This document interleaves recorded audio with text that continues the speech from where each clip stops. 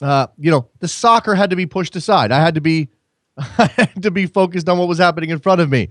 So I have zero knowledge of a lot of things that happened and very little knowledge of some of the other big things that happened because I've been spending the last, 12 hours or so trying to catch up. So I need your help today. We'll open up the phone lines immediately following the news and let you do that. Let's start. All right, here we go. Numerous outlets reporting that Liverpool will hire former Borussia Dortmund manager Jurgen Klopp by the end of the week. Obviously, they fired Brendan Rodgers. Liverpool did on Sunday, with the club sitting in the 10th spot in the Premier League standings. This is after a Merseyside derby, a 1-1 draw with Everton.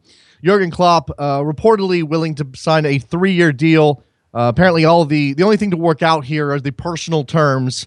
And I imagine that Fenway Sports Group will throw a bag of money at Jurgen Klopp to get him in. It is interesting how stepping away from Dortmund and choosing to take some time off, very much a la Pep Guardiola, has given Jurgen Klopp, he's a good manager, there's no doubt about it. Took Dortmund to some incredible heights during his time there. But he did have a bad season. He did finish out on a down note. And to see the hype and the love and the reputation of Jurgen Klopp has only grown from him not being a manager, which I find incredibly fascinating. It does not mean that he won't be a success at Liverpool, but it is something to consider. LA Galaxy attacker Giovanni Dos Santos will miss the USA-Mexico game on Saturday with a muscle strain that he suffered in a 1-1 draw with the Sounders on Sunday. The Galaxy up in Seattle getting a point. Interim manager Tuco Ferretti of Mexico is considering his options to replace Dos Santos in the 23-man roster. Carlos Peña, a midfielder from León, Miguel Herrera, a defender from Pachuca, Jurgen Damm, Tigres midfielder. All of them have been mentioned as possible replacements for that 23rd spot with Dos Santos out. Speaking of injuries for Mexico, we have been tracking the injuries of Andres Guardado and Rafa Marquez. Both of them seem to be healthy enough to play in that game. They are included in the camp that has opened for Mexico. That game, by the way, Saturday, 9:30 p.m. Eastern. Myself, Jared Dubois from the Best Soccer Show, will be doing a Rabble.tv broadcast. You should be there. Check that out. Follow Best Soccer Show on Twitter. Sure, we'll be tweeting it out from Soccer Morning and various other places. Rabble.tv, Saturday night, USA-Mexico, going to be huge. Borussia Dortmund CEO Hans-Joachim Watzke has conceded the Bundesliga title to Bayern Munich after Bayern Munich's 5-1 destruction of Dortmund on Sunday. Quote, in Germany, the situation is similar to the situation in France. There is one strong team. In Germany, Bayern Munich. In France, PSG. With an unbelievable economic power, it is not possible for us to catch up with Bayern Munich. Obviously not a competitive environment at the top of the table. Otherwise, Germany, a fantastic league. Does this mean anything negative for Germany moving forward?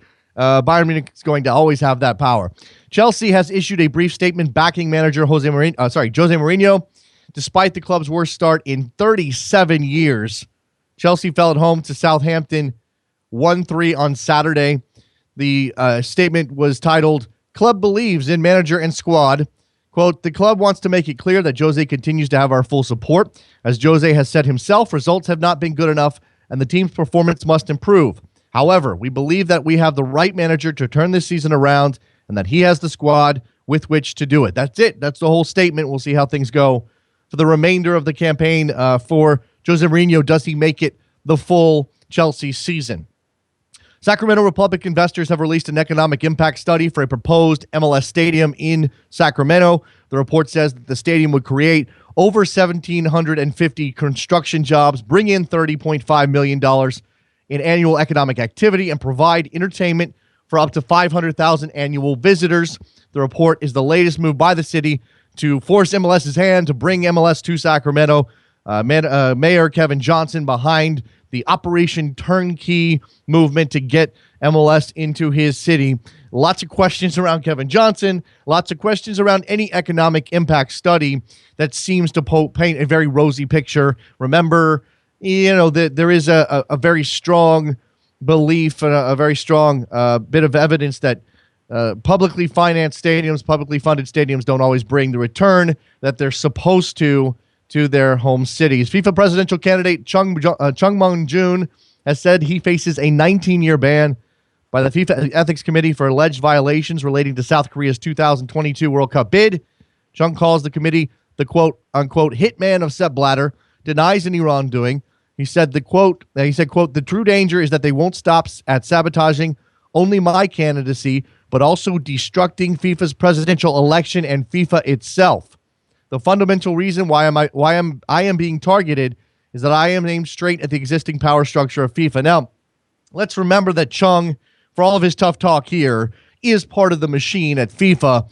He does obviously claim that this is about his presidency and challenging Sepp Blatter, challenging the powers that be, with Sepp Blatter set to step aside come that election in February of 2016. We'll see if there's any fallout here. He says 15 years are for a plan that he proposed to finance football around the world while South Korea was bidding for the 2022 World Cup. Although he claims that was within FIFA rules at the time. The remaining 4 years reportedly for criticizing the ethics committee, which, if that's true, is absolutely insane because the ethics committee of FIFA is a joke and everybody knows that. All right, let's take a break. When we come back, we'll open up the phone lines. On my first day back, it is a Tuesday. You got stuff you want to talk about, you call me up. Let's do that. Soccer Morning, worldsoccertalk.com. Face in the crowd, you're talking too loud.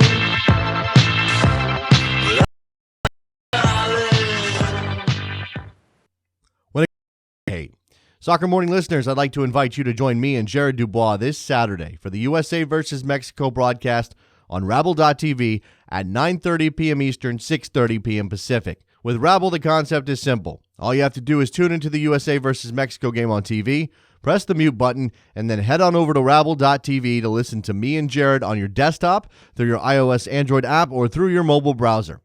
Plus, before or during the game, you can join in by posting your questions or observations in the comments section. Or why don't you create your own broadcast? Call one of your team's games. It's easy. Sign up for free today. Try it out. Join me and Jared this Saturday at 9:30 p.m. Eastern for the USA versus Mexico on Rabble.tv, where it's your team and your call.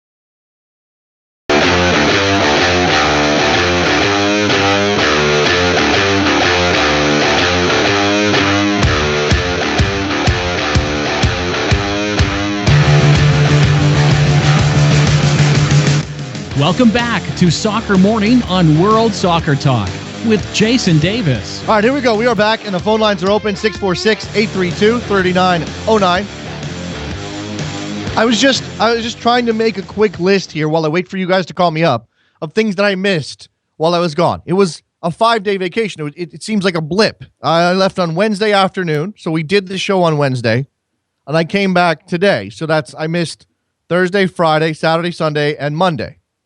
And so much happened. I mean, you guys couldn't have slowed it down a bit while I was gone. Like, why did everything have to happen while I was gone? Nick Sikevich got fired literally hours after I went off the air on Wednesday, right? Or no, that was Thursday morning. Sorry. Timelines are going to be screwed up. Thursday morning or Thursday sometime, Nick Sikevich got fired after Philadelphia lost in the U.S. Open Cup final to Sporting Kansas City on penalties on Wednesday night. I also missed that. I missed Sporting Kansas. Congratulations to Sporting Kansas City for their U.S. Open Cup title in 2015. Very, very good. Sorry about your season, Philadelphia Union, who not only lost on Wednesday night and missed out on their trophy, but also then were eliminated from the MLS Cup playoffs with the weekend results. I missed it. What goalkeeper sub? See, this is why you people need to call me. 646-832-3999. You right there. If you're thinking, what did he miss? I can fill him in. You should do that right now. Because I'm happy to review the whole 5 days. I mean, maybe it's old stuff. They subbed in McCarthy just before penalties. Yes, I did not see that. I did not know that Jim Curtin went with that move. Okay, so there's that move. That didn't obviously work out in the end. I missed Brendan Rodgers being fired on Sunday, obviously, and what that means for Liverpool now, and what that means for Fenway Sports Group and their leadership of Liverpool, one of the most storied clubs in English football history. And people are not happy, etc. I missed all the games. I mean, there's no doubt about it. Obviously that's true. I missed the U23s with 2 wins to start their Olympic qualifying campaign, and I've already qualified for the semifinals. So they are 1 win away from qualifying for the Olympics in 2016, which would obviously be a huge improvement over the 2012 results. So it seems like Andy Herzog has done something right. They beat Canada 3-2, and they beat Cuba 6-1, and Cuba naturally had how many defections? 4 defections, right? So the US U23s are doing fine. Jerome Kiesevetter's playing very, very well. It was Jordan Morris scoring twice in that win over Canada. So the U23 is doing fine. We obviously have all of the preparations for USA-Mexico. Although I don't know is there a lot of news out of, there's not a lot of news out of the U.S. camp right now, right? We don't really have developments USA side. We have Mexico because Giovanni Dos Santos got hurt. And because Guardado and Marquez both look healthy enough to play for Mexico. That's where we are with them. But I don't have any word out of the United States. I know we pared it down, right? So there is a roster. Maybe there's a roster I need to review. Because what's the notable absence? Where are the notable absences from that U20 from that not U23, the 23-man roster that Jurgen Klinsmann named for that game?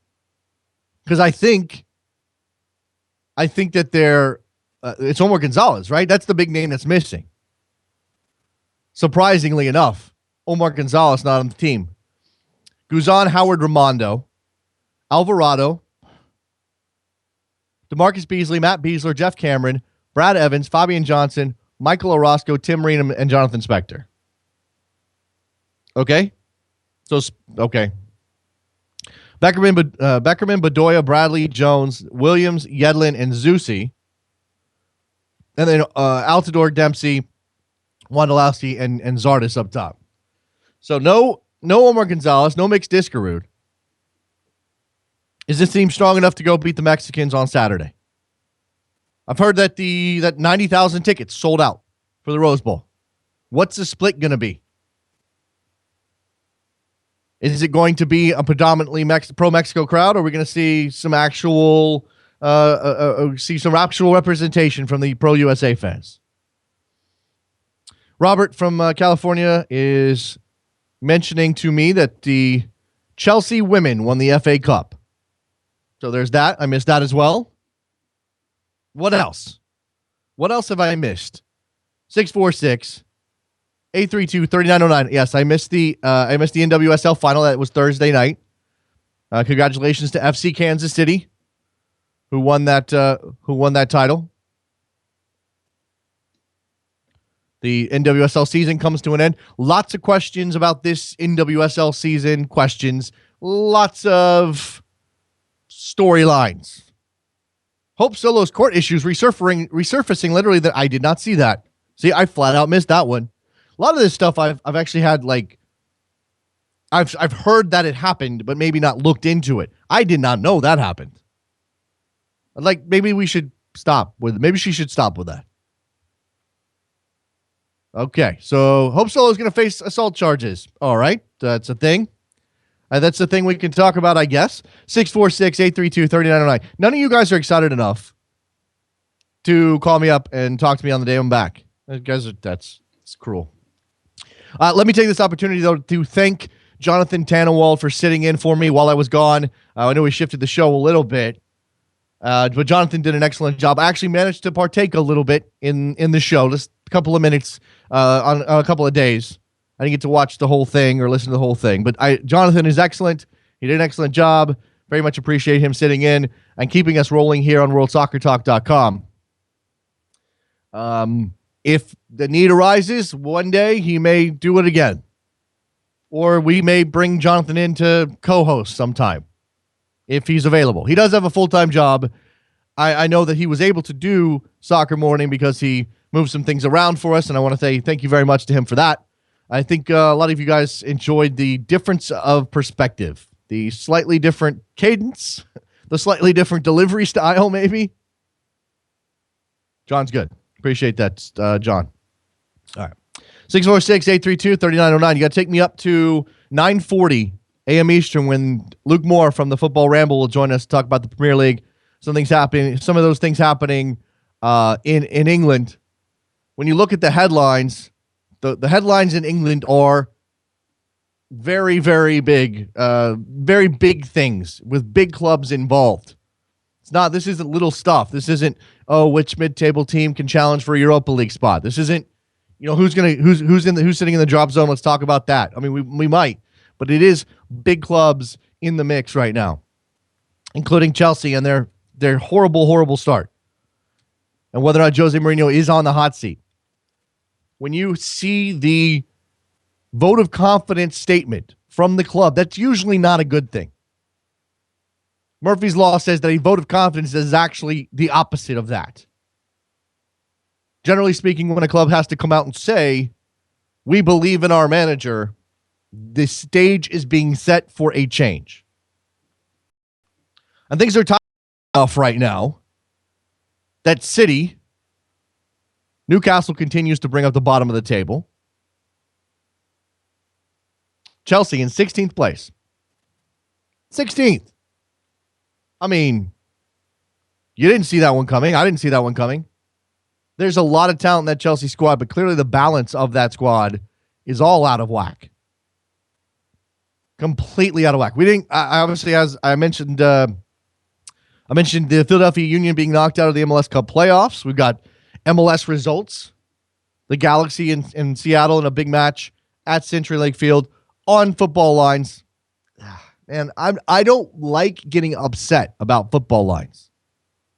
I don't want to be one of those people who moans and yells and screams about football lines, and yet they're so bad. It's ugly. It's not fun to watch a game when there's a big Seahawks logo in the middle of the field. I know you just can't do anything about that. They share that stadium with the Seahawks. You can't get around it. It's just, I'm not going to say it makes MLS look bad, because you still have 40,000 people in the stands.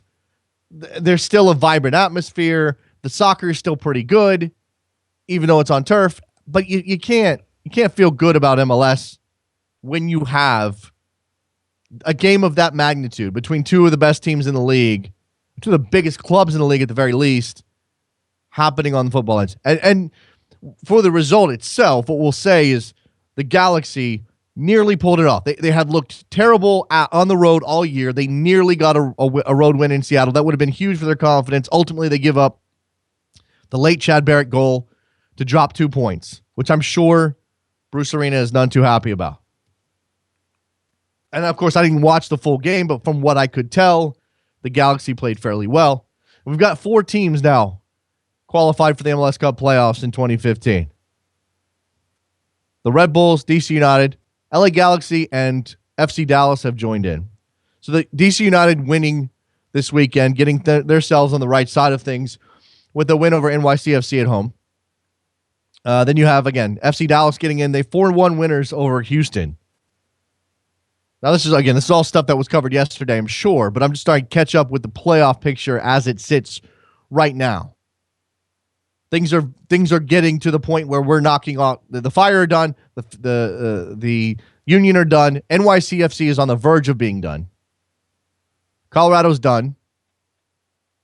We'll see what happens with Real Salt Lake and Houston. RSL winners over Colorado.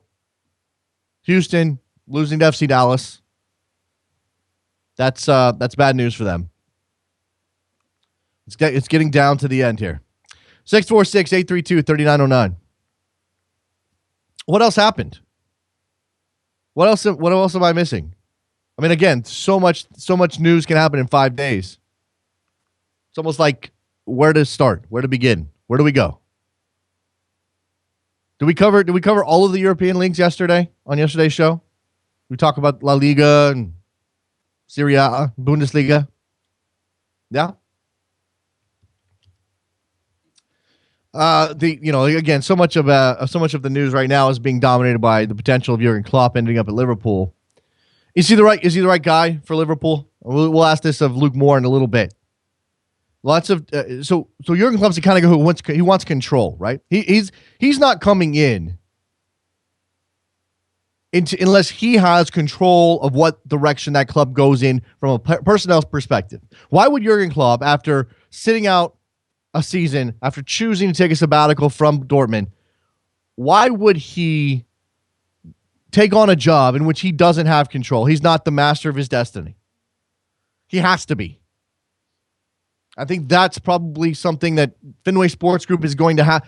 And this is a direction reversal for a club like Liverpool, who has built their future, has mortgaged their future on the idea that they can have a manager, a director of football, somebody making those personnel moves that can run through some of the advanced statistical elements, analytics, to try to find players who best fit their systems or will deliver the best results, but not cost them an arm and a leg. And yet here they are. And it looks like they're going to have to bring in a coach, a manager, who wants to have full control of all of those elements. Taking it out, maybe he'll still use the analytics. I'm not going to accuse Jurgen Klopp of being a dinosaur in that front, but it's not exactly the same sort of relationship between the directors, the technical director, whatever titles Liverpool uses. I don't know what titles they use. I got a full European summary from Lingabal. Germany, France, one-horse races. Spain looking competitive. Everyone in Italy and England are poor. Okay. But is it poor? I mean, maybe it is. But is it poor or is it parody, guys? Come on. I haven't had a chance to read it yet, but I'm very much looking forward to reading this piece from Wendy Thomas at American Soccer Now. The parity principle in MLS, it works, but is it good? I actually wrote a quick column on this for USSoccerPlayers.com not that long ago, talking about parity versus mediocrity. Wendy's look is much more in depth, it seems. She looks at some numbers and the like, so I'm going to take a read of this. But it does, when we talk about the European leagues, if everybody is tight in one group, or you have a group of 10 teams or so, and there doesn't seem to be a lot of separation, does that mean that we're looking at a poor league, a mediocre league, a league without any real great teams, and that's bad? Or are we looking at a league that has some parity, that is competitive from week to week, and that adds to some intrigue? When you look at the Premier League standings right now, when you look at the table for England, are you struck by how fun this is to see Crystal Palace and Leicester and West Ham near the top, to see Chelsea in 16th, to see Liverpool in 10th, to see how tight it is between City and Arsenal and United? Or do you think to yourself, wow, this league sucks right now? If you think that the league sucks right now, that's probably because you're basing it on previous years. You're basing your perception of the league on how good, how great the top teams in England have been over the past, how long? Decade? I mean, there's been some down years, don't get me wrong, but for the most part, the top teams in England have been among the best in Europe for a long time. And when that changes, and clearly the Champions League results aren't helping, it's easy to imagine that this is just about mediocrity. None of these teams are very good. As he says on Twitter, that this is all the English teams are poor, rather than this is a competitive league that suddenly I'm very interested in, because who knows what's going to happen? Who knows? Look, right now, Crystal Palace is in a Champions League spot. Do we actually believe that Crystal Palace will finish in a Champions League spot? No, probably not. But man, wouldn't it be cool if they did? Wouldn't that be fun? And if you're not a Crystal Palace fan, if you're not a fan of one of the top teams who's going to miss out on the Champions League because somebody like Crystal Palace or Leicester or West Ham jumps up, that's fun. Maybe it makes the league more interesting. But when we flip that over and we look at MLS, and obviously the structure and the way the leagues operate very different, not just salary caps and single entity, but I mean in the way that the regular season plays out, the season plays out. In MLS, you have a regular season and you have playoff qualifiers and you have two conferences and things aren't balanced. So it's a little bit of a different perception, but you look at the standings in MLS, and I think your first instinct is mediocrity. That this is all bad. That everybody's getting pulled to the middle. Rather than the notion that this is ultra competitive and fun, and man, we're going to have some things coming down to the last day of the season. Right now, the Red Bulls and the Galaxy in a fight to win the Supporter Shield. The Red Bulls have 2 games in hand. That's going to give them an advantage. FC Dallas still very much in the mix. Only a point back and with the same 2 games in hand on the Galaxy. So there's intrigue at the top. There's intrigue at the playoff positions, obviously. San Jose and Portland flip-flopping places with the Quakes currently in the playoffs and the Timbers on the outside looking in. But they're on the same number of points. And the Timbers have a game in hand. In the Eastern Conference, Montreal trying to lock up their playoff position. Finally losing in the Drogba era 2-1 to Orlando this weekend. Toronto FC getting a big win that they desperately needed to make sure that they're going to be in the playoffs this year over Philadelphia. They can qualify for the playoffs this coming weekend. Here are your playoff scenarios. The Impact clinch a berth if they win against the Red Bulls on Wednesday. So that's coming up tomorrow and on Saturday. If they win both those games, they're in. Vancouver is in if they win or tie FC Dallas tomorrow. New York City FC will be eliminated if the Impact do a bunch of stuff. So that's what we're looking at next. So right now, and again, some of these teams only have 2 games left. New England has 2 games left. They haven't locked up their position. I mean, they probably will. The Revolution are probably going to be in the playoffs, but they've yet to qualify, and they have 2 games left. This is going to be, and the seeding will be impacted by everybody else and what everybody else does. So is that a more intriguing season, or is that a mediocrity-filled season? I kind of miss a great team. I kind of miss the MLS, but because of the way that the league works, even a team that has 6 or 7 losses can look like the dominant team in MLS. Right now, the only teams with fewer than double-digit losses are the Red Bulls, the Galaxy, and Sporting Kansas City. They'll have 9. And there's a very good chance they'll all finish with double-digit losses, having lost 10 games this year. Out of 34 games, nobody has won more than half their games. I mean, the Red Bulls are right now have won half their games with 9 losses and 6 draws. The Galaxy have won 14 times out of 32 games. FC Dallas have won 15 times. Okay, FC Dallas, they've played 30, so they've won half their games as well. But that's it. I mean, you're not going to get a team that just wins. And in this league, in this part of the world, that's parity and mediocrity. But in England, which is again very different, don't get me wrong, a season like this one, and there may be somebody who pulls away. Eventually, Manchester City may get things completely right and pull away. They've already had an up and down year, and we're only 8 games in. Man City crushing Newcastle, feeling good about themselves again. After, again, having taking a dip last week, losing to Tottenham 4-1. So, very weird Premier League season so far. All right, 646-832-3909. Got a couple of minutes left before we grab Luke Moore of the world-famous Football Ramble.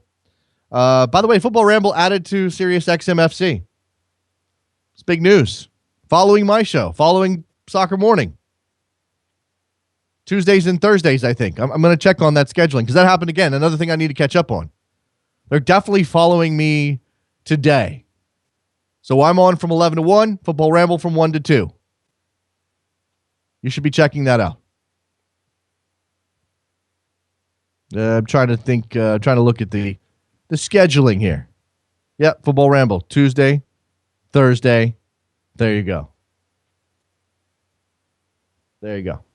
646-832-3909. Coming to you on a Tuesday after a 5-day vacation and my birthday. Thank you to everybody who said happy birthday to me in whatever form you did that.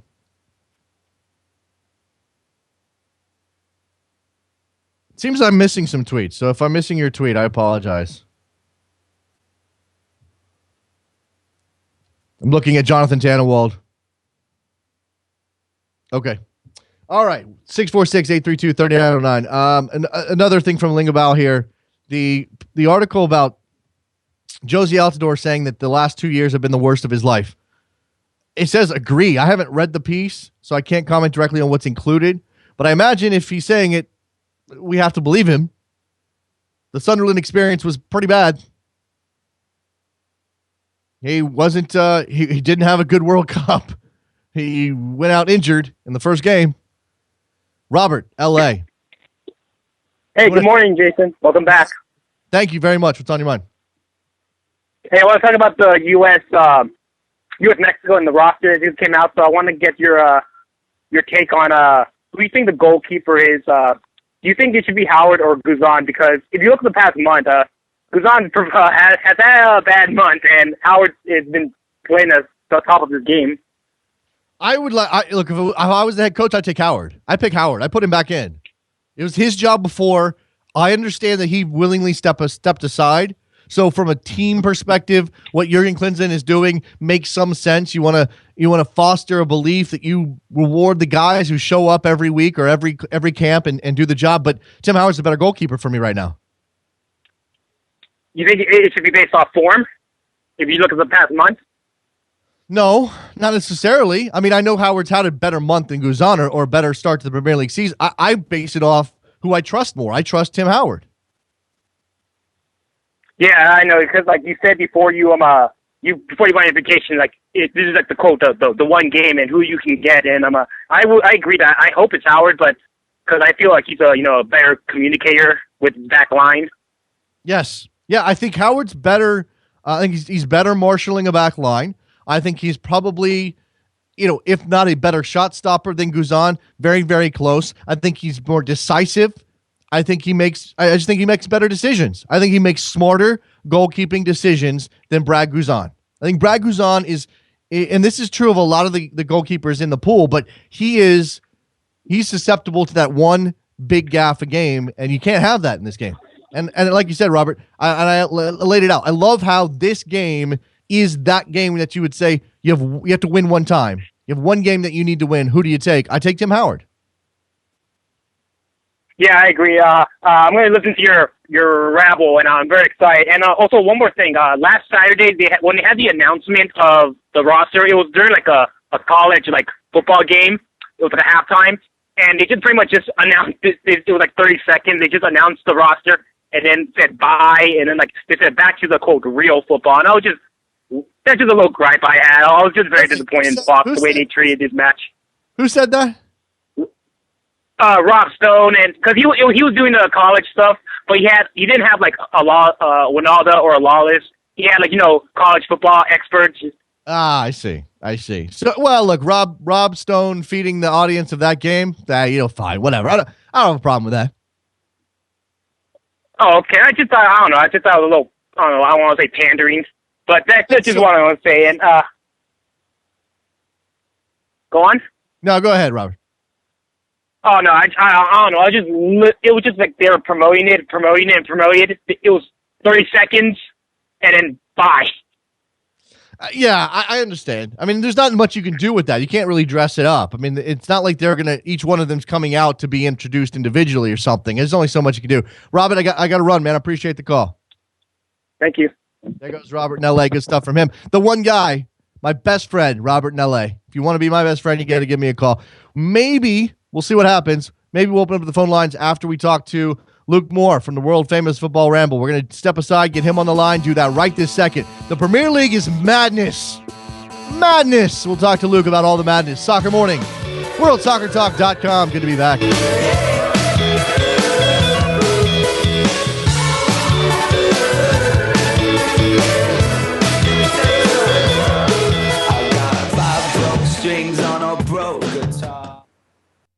When it comes to the USA against Mexico, this game's different. As Michael Bradley puts it, the passion, the colors, the respect, the hate. Soccer Morning listeners, I'd like to invite you to join me and Jared Dubois this Saturday for the USA versus Mexico broadcast on Rabble.tv at 9:30 p.m. Eastern, 6:30 p.m. Pacific. With Rabble, the concept is simple. All you have to do is tune into the USA versus Mexico game on TV, press the mute button, and then head on over to Rabble.tv to listen to me and Jared on your desktop, through your iOS Android app, or through your mobile browser. Plus, before or during the game, you can join in by posting your questions or observations in the comments section. Or why don't you create your own broadcast? Call one of your team's games. It's easy. Sign up for free today. Try it out. Join me and Jared Saturday at 9:30 p.m. Eastern for the USA versus Mexico on Rabble.tv, where it's your team and your call.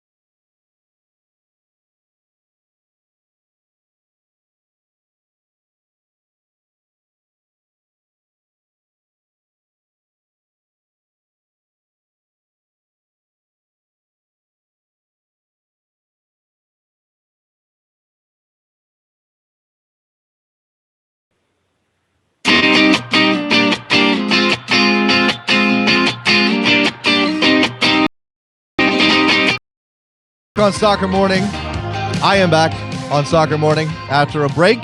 Big Premier League weekend, which I did not see any of, but we're going to try to catch up on some of that. We'll certainly talk about the big stories in England with our friend Luke Moore from the world famous Football Ramble, which is now following Soccer Morning on Sirius XM FC 2 days a week, Tuesdays and Thursdays. So make sure you check that out. Luke, how are you? I'm good, thanks, and thank you for welcoming me into the Sirius family. It's very kind of you. I'm excited. It's great to have you. Obviously, this show, we're going to talk about the Premier League here. I don't get to do that on my Sirius show. I know you'll be doing that over there on Sirius XM, so I look forward to listening. But let's talk about some of the big stories happening right now when it comes to the Premier League. I think the biggest one is obviously what's happening at Liverpool. Brendan Rodgers out on Sunday, finally fired. I suppose it felt like an inevitable happening. Before we come to the possible replacement, what were your thoughts when you heard that Rodgers was finally sacked? Well, the timing seemed odd. That was my first thought. I mean, to do it sort of 7 or 8 games into the season, just not a huge amount of time after the transfer window is closed. Now, I know that Liverpool signed their players through transfer committee, but Brendan Rodgers was very much a part of that. So he would have had some input in the players that have been signed at least, unless something's happened that none of us know about. So the timing was odd. I do think the writing was on the wall for him to an extent, but I thought he might have been given around sort of Christmas, New Year time. But I'm not hugely surprised that he's gone overall, but the timing is a little bit of a strange one. So they're my thoughts generally. I think I think history will look back on Rodgers' career at Liverpool a bit more kindly than perhaps we are at the moment.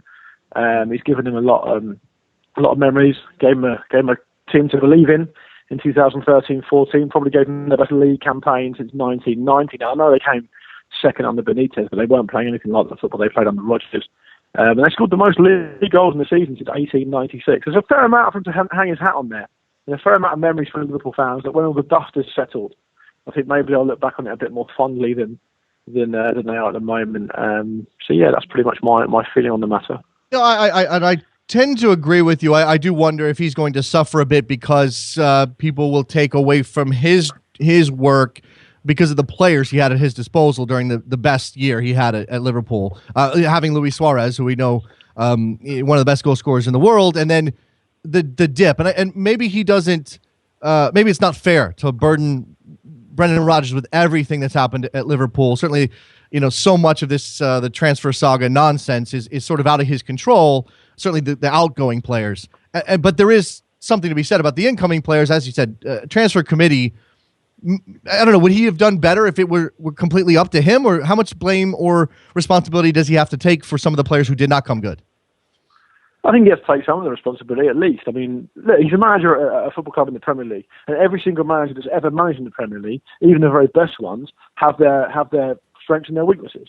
And Rodgers' weaknesses are apparent. And I'm pretty sure I'm right in saying part of the reason the transfer committee was set up at Liverpool was because the Fenway Sports Group weren't happy with how things were being done. They thought it was the best way of doing it. If they had a manager when they signed Rodgers who clearly was the best operator in the transfer market in the world, I imagine they probably would have trusted him a bit more and they wouldn't have needed the committee. So, of course, he has to take some responsibility for that. His weaknesses were that his transfers were average. His recruitment of players within that committee seemed a little bit haphazard. And obviously he's inexperienced in Europe. But, I mean, there's not really much you can do about that until you actually manage in Europe. And the people who hired him would have known that at the start. Can he set up a team defensively? I don't know. Is he a little bit flip-floppy when it comes to tactics? Probably he is, yeah. But when he gets a team going, he can do very well. I mean, that period of football they played from February 14 to about April 14, when they won every league game in a row for 11 games, that was some pretty good football. I mean, that football they were playing there, in terms of entertainment and results, is up there with any team in the history of the Premier League for that period. So he deserves an amount of credit for that. He's got strengths and weaknesses. He won't struggle to get another job. And he'll be a far better manager for this experience. So I don't think anyone should really be worried about him and his employment potential. But if Liverpool move on and get Klopp, that's a great move for them because they've improved their manager, and so they'll kick on too. Yeah, the microscope at Liverpool for Brendan Rodgers was very intense. I think that probably weighed on him personally in a lot of situations. I don't want to get into all of that nonsense, but there's something to be said for being the manager of Liverpool being a very different experience than his previous jobs. Oh yeah, of course. I mean, the thing is, he was on an upward trajectory, wasn't he? So he made some mistakes. He had a terrible sort of torrid time at Reading, I think. Did the business at Swansea, of course. Worked at Chelsea as a coach under some good managers. I think chiefly Jose Mourinho. And then the Swansea success was naturally moved on to go to Liverpool, which is a bigger club, and with that comes the pressure and the intensity and all that stuff. But I imagine he would have relished that. I mean, that's why you're in the game, isn't it? You know, if you and I in our trade, we get if it got offered a big show, we're going to take that show. We know it comes with intensity and pressure, but that's what we're doing it for. So, of course, he was obviously going to do that. It's also worth remembering the state Liverpool were in when he took over. I mean, they were fresh out of the Gillette and Hicks thing. That didn't work very well. They had Roy Hodgson, who was a disaster, even though I think Roy's a good coach. It didn't fit for him very well at all. So they weren't quite on their backsides, but they were on their haunches, shall we say. And Rodgers came in and he invigorated them. He gave a lot of fans some things to believe in and some things to get excited about. And for that, he'll get credit because that's what fans remember. Fans, first of all, remember trophies. They don't get trophies and they start to remember moments and positives and excitement and all that sort of stuff. And he gave them a lot of excitement, and I think he should be credited for that.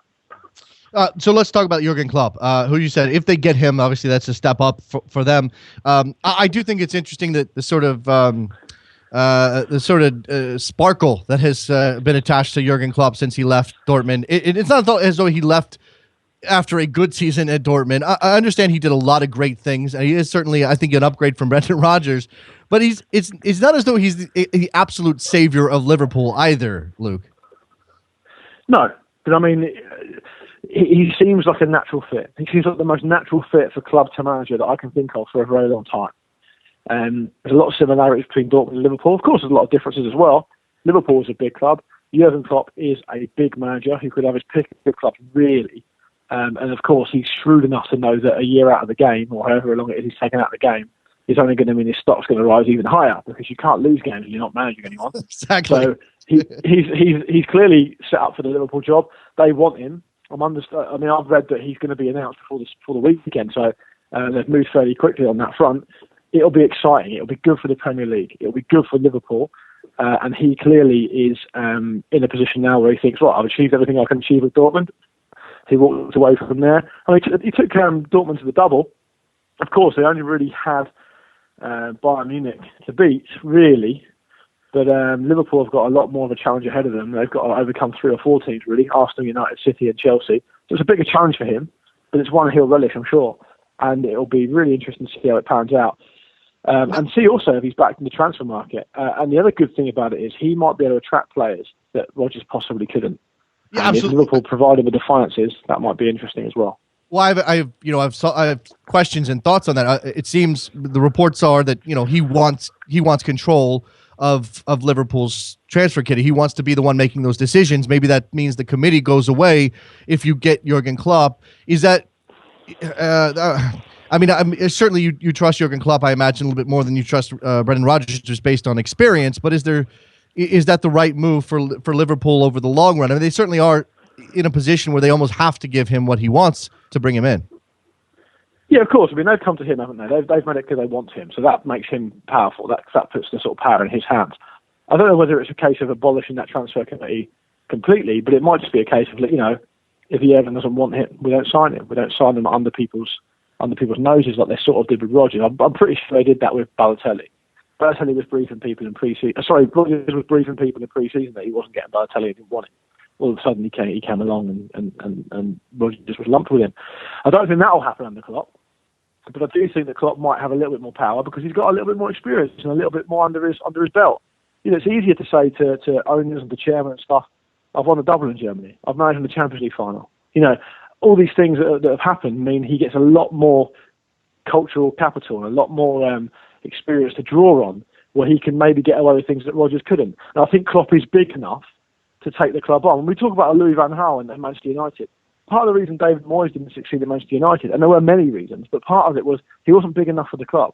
Right. Louis van Gaal is big enough for the club. So I think Jurgen Klopp is big enough for Liverpool, and I think he's a great fit. And I can't see anything but good things happening. Whether that means they win a title or not, I don't know, because it's a completely different landscape to when Liverpool last won a title.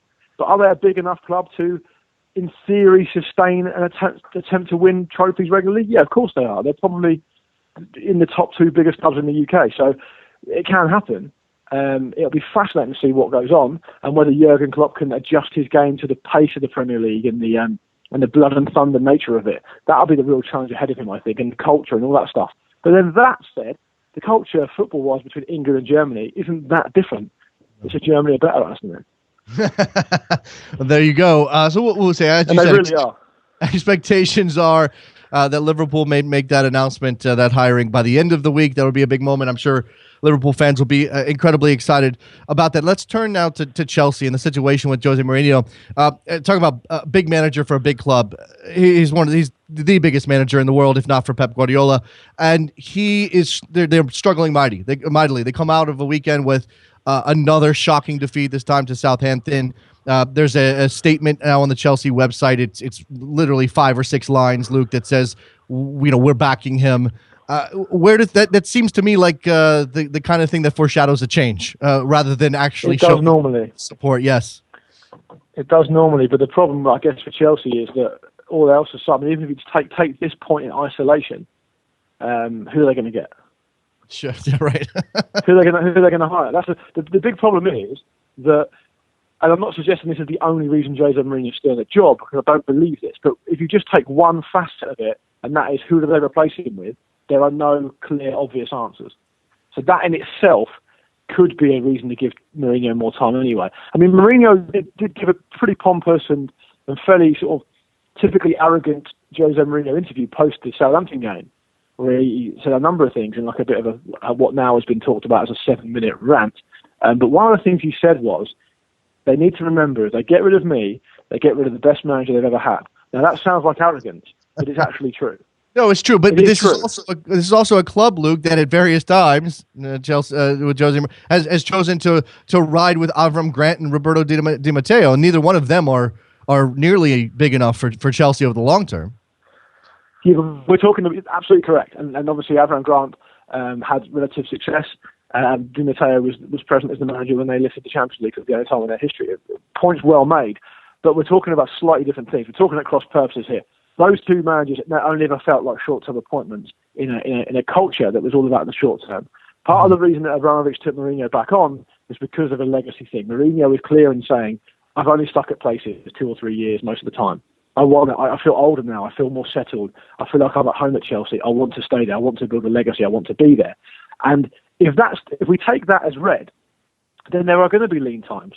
It's a fiercely competitive league. There are going to be lean times. Alex Ferguson went through many lean times. Alex Ferguson got knocked out in group stages of the Champions League. He went years where he didn't win the title. You can't expect them to win everything every year. So, while of course I can see that this is going pretty disastrously badly for Chelsea at the moment, if we take this in isolation, they're still the champions. 6 months ago, 5 months ago, they were champions of the country.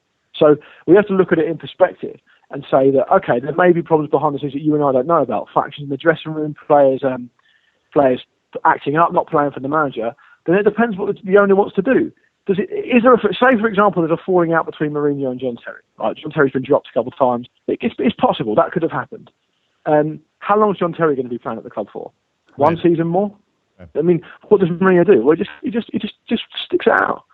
He just sticks it out. So these are relatively short-term problems to me at the moment. But I do think there are problems in that dressing room. There's a lot more people who've said than I have.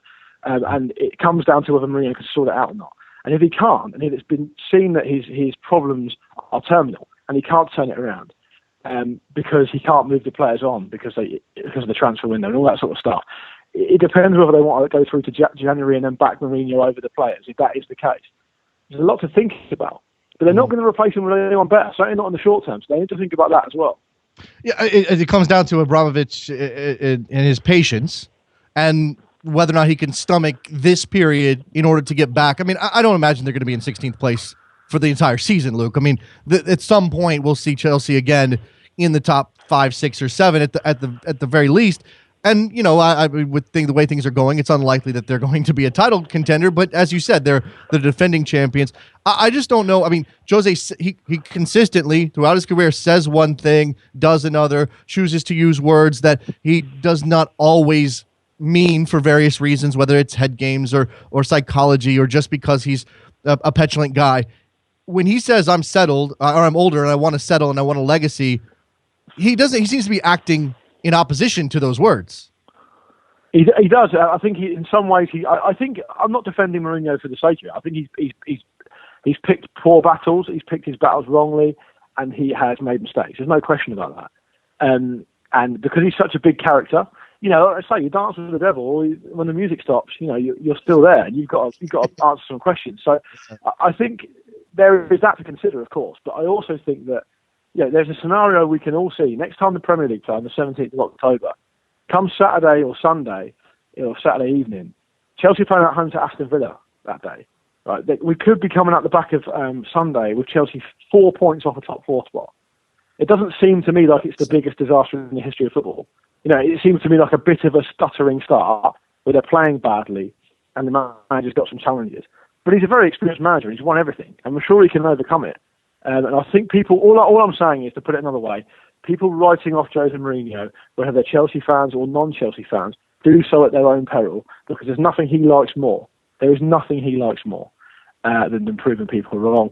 And it wouldn't surprise me hugely for them to have a nice win against Aston Villa and things start ticking along. He makes a couple of changes and all of a sudden they're back in business. That happens in football very quickly, and we're only in the middle of October, let's remember. So let's not get too hasty. he's got plenty of time to turn this around before the runway ends. And also, as I've said, there's no one else to hire. Yeah. He's safe in his job for now because they can't get anyone anywhere near as good as him. Yeah, no, certainly. So, and because of their league position, whoever you hire is going to be under immense pressure, and there's probably no one. There's probably no one that's going to be able to handle it any better than him, and he's an excellent coach. So there's plenty to consider there. Before I have to let you go, Luke, let's just briefly touch on the Sunderland situation. They're obviously in the drop zone in 19th, only 3 points from their season so far. Dick Advocat has finally decided to go. I think we all saw that coming. The potential. I mean, where does Sunderland turn? I mean, all of these clubs now seem to imagine themselves capable of attracting someone with a pretty large resume, but is that the kind of thing that's going to do Sunderland any good if they can attract a manager who's in this case bigger than the club? It's tough. I mean, they've gone through so many managers in such a short amount of time. I think they've gone through, not including caretakers, I think they've gone through about 10 managers in 10 years. It's a crazy amount of coaches there. So that is obviously going to weigh very heavily on whoever is considering taking the job. Sam Allardyce looks like favourite in all the betting markets at the moment, and he seems quite a natural fit. I mean, yeah.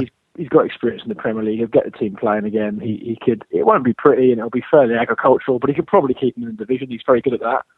His record speaks for itself, despite how much division he gets in the press, chiefly from me as well. But he's good at his job, and so he's an obvious choice. And there are other options in there. I mean, Nigel Pearson did well last season to keep Leicester up, but he's a bit of a difficult character. I've seen Sean Dyche being linked with it. It's a bit of a poison chalice at the moment. I think there's a culture at the club that needs to change. I mean, Ellis Short's put money in. He's not really failed for back managers in the transfer market, and of course there are every Premier League club is awash with money these days, so that won't be a problem. But it's difficult times for them. I think I read an amazing fact the other day about Sunderland, which is they haven't won a Premier League game in August or September since 2011. So, I mean, the fact they're still in the Premier League itself is an absolute miracle. So, we'll see what happens. But, I mean, Sam Allardyce, to me, looks like a natural fit. He'll get the opportunity to stick two fingers up at Newcastle as well, a club he felt like he was fairly hard done by at. So that might add extra spice for him too.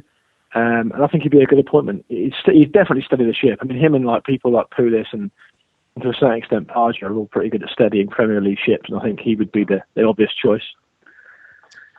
Luke Moore from the Football Ramble, thefootballramble.com. Go find the show. And then, as I mentioned, is going to be joining the SiriusXM FC lineup starting today. I believe that's today, right? 1 p.m. Eastern today and 1 p.m. Eastern on Thursday, so tune in. There you go, right after Soccer Morning on SiriusXM FC 85. Luke, appreciate the time as always. I'm sure we'll be talking to you soon, and good luck with satellite radio. Thank you very much, Chase. Thanks for your time. There goes Luke Moore. Good stuff from him. We'll take a break. We'll come back. A couple of thoughts to wrap up the show. We'll have the phone lines open if you want to come in, if you want to call in. But it is Jason back on a Tuesday. Soccer Morning, worldsoccertalk.com. Don't tell anybody. Trouble finds me. Oh, the noise of this has made me. When it comes to the USA against Mexico, this game's different. As Michael Bradley puts it, the passion, the colors, the respect, the hate. Soccer Morning listeners, I'd like to invite you to join me and Jared Dubois this Saturday for the USA versus Mexico broadcast on Rabble.tv at 9:30 p.m. Eastern, 6:30 p.m. Pacific. With Rabble, the concept is simple. All you have to do is tune into the USA versus Mexico game on TV, press the mute button, me and Jared on your desktop, through your iOS Android app, or through your mobile podcast. Call one of your team's games. It's easy. Sign up for free today. Try it out. Join me and Jared this Saturday at 9:30 p.m. Eastern for the USA versus Mexico on Rabble.tv, where it's your team and your call.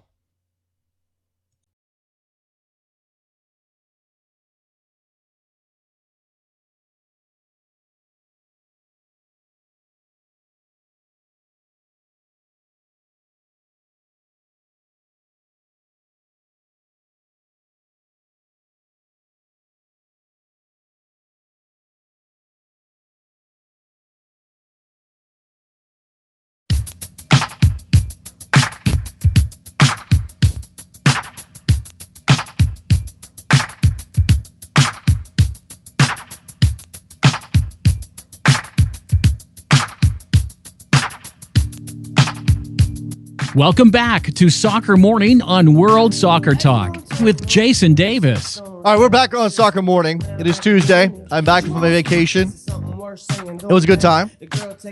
I didn't watch any soccer on my vacation. I'm kind of disappointed that I didn't.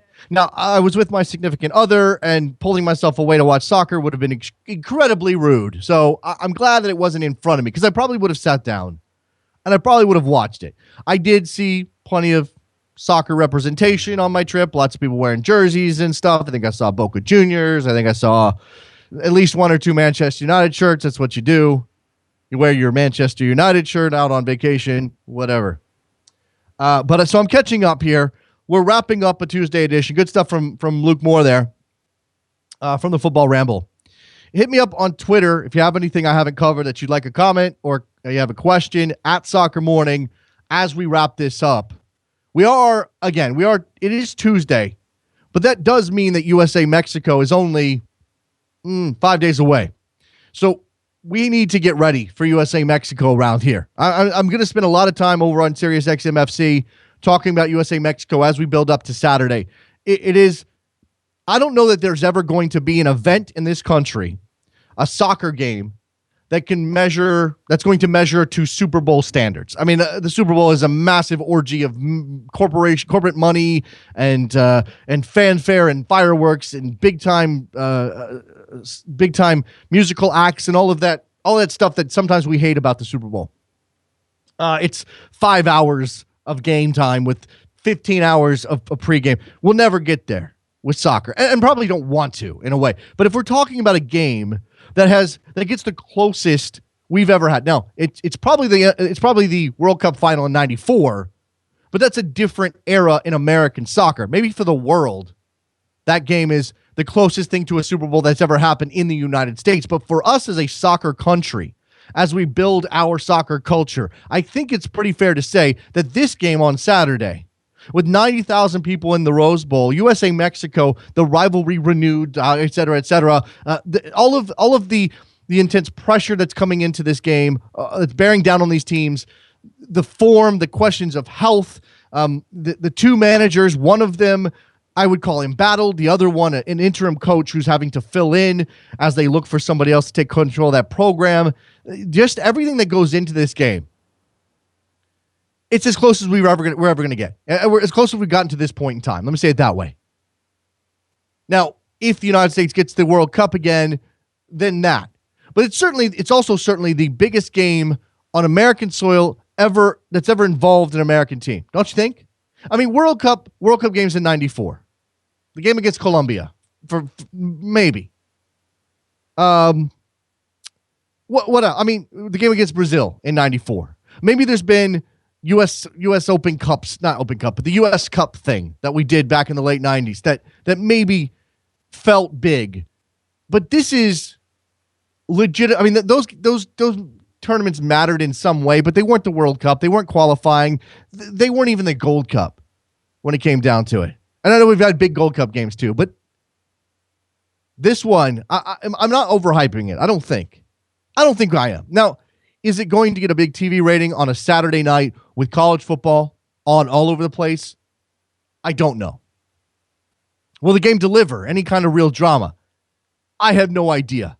One of the fun things about this game coming up is that we do not know what to expect from either one of these teams. Mexico won the Gold Cup, but did not do it in impressive fashion. The United States crashed out of the Gold Cup, but has reasons to believe that they can compete with Mexico, especially with some of the things that Mexico's had to deal with.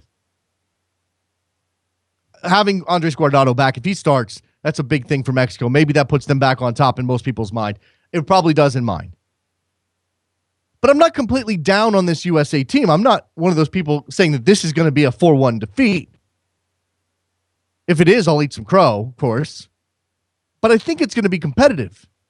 And I even have, for no reason whatsoever, a pretty decent belief that we're going to get a strong pro-USA showing in terms of the fans. It's not going to be 50-50. I don't think that. But there will be a good, solid group of USA fans in the house. And I think that's going to add to this, add to the environment, add to the atmosphere, add to the potential for the game to be among the seminal moments in American, certainly in USA Mexico rivalry history. I mean, we have touchstones, USA Mexico games that we remember. I mean, the 2002 round of 16 game in South Korea. All of the Dos a Cero games. Obviously, from an American side of winning, those games are the ones we remember fondly. But there are Mexico wins as well that are still touchstone moments. I mean, Mexico coming back in 2009 after the U.S. took a lead through Charlie Davies. I mean, those games are huge in our memory. This one has the potential to join that list. I hope it does. I really do. I hope it does. All right. Let me wrap this up. Again, thank you very much to Luke Moore for appearing on this program. Make sure you listen to the Football Ramble. Go get SiriusXM or go get SiriusXM if you want to check out the satellite show that they're going to starting today at 1 o'clock Eastern. Also listen to us, 11 to 1 every day over there. Thank you very much to Jonathan Tannenwell for sitting in while I was on vacation. He did an excellent job. I appreciate it. Thank you, John. I'll send you a basket of fruit or something. Anything else that I need to hit on? Tomorrow we'll be back in full rhythm. I'll be up to date on all of the news. We talk MLS, we talk Premier League, Bundesliga, Jurgen Klopp, USA Mexico, everything. Zlatan rumors. There's Zlatan rumors, yes, in MLS. I know, whatever. Thanks a lot to producer Trevor for holding it down while I was gone as well. Anything else? No? Should I just wrap this up? Okay. Thanks for listening, guys. We'll talk to you tomorrow. Rabble.tv on Saturday night, 9:30 p.m. Eastern. Myself, Jared Dubois, will be calling USA Mexico. Join us then. I'll talk to you on Wednesday. Later.